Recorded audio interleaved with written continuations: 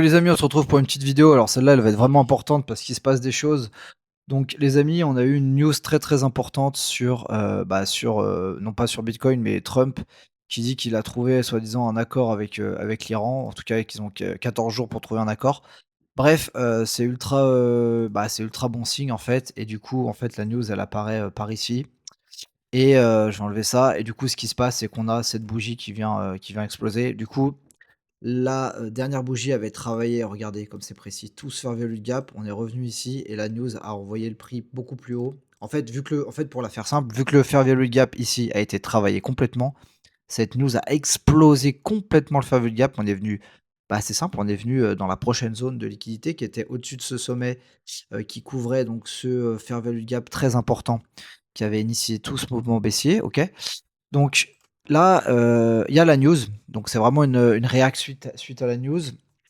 J'ai noté 2 zones, donc cette petite zone de fair value gap qu'on a laissée derrière nous, qui est juste au-dessus de ce FVG, c'est marrant. Donc là, en gros, pour vous la faire simple, si on est dans un flux haussier, ce qui serait probable de faire, c'est un petit tour là-dedans pour repartir ici. En gros, ça serait ça l'idée. Tac, tac. Et ici, on va être fixé. Même chose que ici. Regardez. Ici, on va être fixé. Pour moi, vraiment, on va vraiment être fixé. C'est-à-dire que si là, on arrive à faire ça et qu'on clôture vraiment nettement au-dessus de ce niveau, donc vraiment notre bougie verte vient clôturer nettement, pas juste dedans, mais un peu nettement au-dessus, par ici, par exemple. On a une vraie clôture. Ok, là, on change de dynamique. C'est-à-dire qu'on serait revenu ici, tac, tac, on clôture au-dessus et c'est parti pour une tendance haussière. Et donc là, on irait défoncer tout le monde ici, minimum. Et en vrai, je pense que si on vient clôturer au-dessus, je verrais pas pourquoi on ferait juste une simple. Enfin, pour moi, je verrais pas pourquoi on ferait une simple prise de stop pour repartir. Ce serait possible, mais je sais pas du tout, je trouve, ce qui est le plus probable. Je pense que si on vient vraiment péter ce fameux gap et qu'on clôture au-dessus, je pense que c'est vraiment pour aller dans cette zone ici. Donc entre 84 et entre 79 et 84 en gros.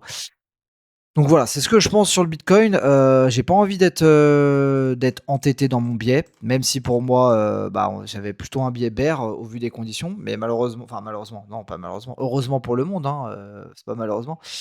Pour le monde, ça a l'air de s'améliorer. Enfin, on va voir. Donc, la news est pricée. Maintenant, attention quand même. Je mets quand même un petit frein, les amis. Même si, là, au vu de ce qu'on a, et si on part du principe que la news et que l'Iran veulent vraiment coopérer, il y a quand même des bonnes chances que ça soit plutôt bullish.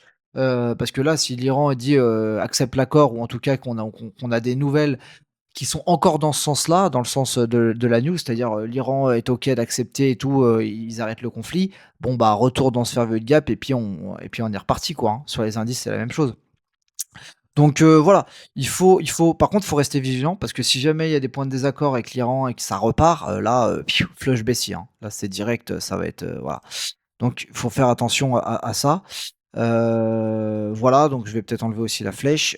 En tout cas, bon, pour l'instant, malheureusement, enfin, pas malheureusement, le scénario a changé, les gars. Donc il faut s'adapter, il faut pas rester dans un biais. Là, ce qu'on a sous les yeux pour l'instant, nous montre que c'est la dernière zone. C'est la dernière zone ici, comme je vous l'ai dit. Donc encore une fois, le biais baissier, en fait, c'est simple. Le biais baissier tient tant qu'on n'a pas rompu très clairement avec une grosse clôture déjà en 4 heures, mais surtout en daily au-dessus de ce fair value gap. Pour moi, le biais baissier tient tant qu'ici, ça pète pas. Si ici, on vient on vient dans ce fair value gap pour repartir avec une clôture vraiment au-dessus, comme j'ai dit, le biais baissier tombe à l'eau pour moi pour l'instant. Pour l'instant, pas, ça veut pas dire que c'est le bottom. Hein. Pour moi, ça, c'est toujours pas un bottom. Pour beaucoup de gens d'ailleurs. 1, 2, 3, 4, 5, 6, 7, 8. Bon, 8 lots. Vous en pensez ce que vous voulez. Maintenant, bon, ça me paraît pas du tout être un bottom. Le scénario le plus bâtard qu'on pourrait faire, je vous le donne en 1000. Tac, tac, tac, tac. On vient dans cette zone. Tout le monde est retour à TH, to the moon, nanana, to the moon, nanana, tac, tac, tac. Voilà. C'est bon. Là, c'est le scénario de fils de pute. Tout le monde est to the moon. On revient à travailler les FVG. Merci, au revoir. En fait, c'était du délire. Donc très possible. Donc faudra vraiment faire attention. J'enchaîne la vidéo, on va pas en faire un truc long. Ethereum, même chose, fair value gap, même chose, gros fair value gap ici. Donc j'ai dessiné les zones. D'ailleurs, j'ai clean le graphique, j'espère que vous aimez bien comme ça. Je pense que vous allez préférer. C'est plus lisible. Donc on a pété le fair value gap, on est dans ce fair value gap. Donc on va voir si ici on se fait rejeter ou pas. Même chose pour Ethereum.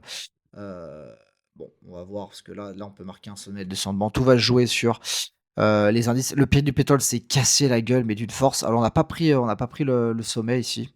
Donc on vient que on entre guillemets, «on marque une résistance» ici, on n'a pas pris le sommet et on s'est cassé la gueule. On laisse un fair value gap qui est monstrueux. Donc à voir si on fait quelque chose de comme ça ou si, je sais pas ce qu'on pourrait faire là. Il y avait un fair value gap, il a pas l'air de je sais pas.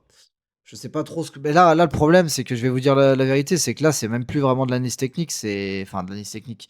Ça dépend beaucoup des news. En fait, il y a une news et bam, on fait ça, oui, on fait ça, quoi. En fonction de la news, que c'est simple, hein. Demain, il y a plus d'accord, machin, ton prix du pétrole, il fait ça, hein. Enfin, j'abuse, hein, mais on n'est pas loin. Donc automatiquement, c'est corrélaison d'indices, donc les indices pour l'instant qui rebondissent bien. Rappelle quand même que, bah, là, tout de suite, si on prend vraiment le flux, on reste quand même sur un flux baissier. C'est-à-dire que, sommet, creux, enfin voilà. Pour l'instant, il y a un rebond qui est violent. Maintenant, il faudra voir, parce que mettons, alors ça dépend, si on fait ça, ça, voilà, là, on repart dans quelque chose d'haussier. Maintenant, je vous prends vite fait un exemple. Imagine, c'est pas impossible, hein, imagine tac, on fait ça, ça et là on fait quelque chose comme ça, bon bah, on sera toujours dans quelque chose de baissier. Donc faut rester assez prudent. Le Nasdaq, c'est un peu différent, je trouve que le S&P est plus propre sur le dessin. Donc voilà, on vient là je pense qu'on va vraiment, exploser, à la hausse. Et je pense que vraiment on va aller chercher, pas mal de sommets, weekly et on va voir si, c'était juste, en gros un espèce de double top. C'est possible, hein, ça peut faire un double top aussi, hein. C'est pour ça que je vous dis: «Il faut faire attention» ou pas. Voilà, voilà pour ça. Le dollar qui se prend une claque du coup, voilà, mais c'est pas non plus un truc violent, mais voilà qui retourne ici donc bon faudra voir ce que ça donne. Donc le biais est comme ça, je vais juste vous montrer un truc vite fait, comme ça on va faire une vidéo rapide sur, sur le DeFi Llama. En termes de stablecoin, market cap, on n'a pas bougé, on a 95 donc ça stagne. Le seul truc moi qui m'a «choqué» entre guillemets, après la news n'a pas été pricée, donc à mon avis aujourd'hui on va avoir un gros excès d'inflow. Mais hier, on a eu, des outflows pour 200 millions. Donc c'est ce que je disais, ce qu'on veut voir pour un bottom, c'est des gros inflows continus. J'insiste sur le mot continu. On veut voir du 600 millions, le lendemain du 800, l'après-lendemain du 900, 1 000 000, 1 000 000 du continu, des barres qui montent comme ça. On veut pas voir des trous. La stablecoin market cap 0,35, bon ça bouge pas, on monte tout doucement mais ça bouge pas donc là-dessus on n'a pas de signal clair et voilà donc on reste vraiment attentif les amis dans cette zone de fair value gap. Attention hein, je rappelle quand même hein, que c'est une zone forte de rejet, hein.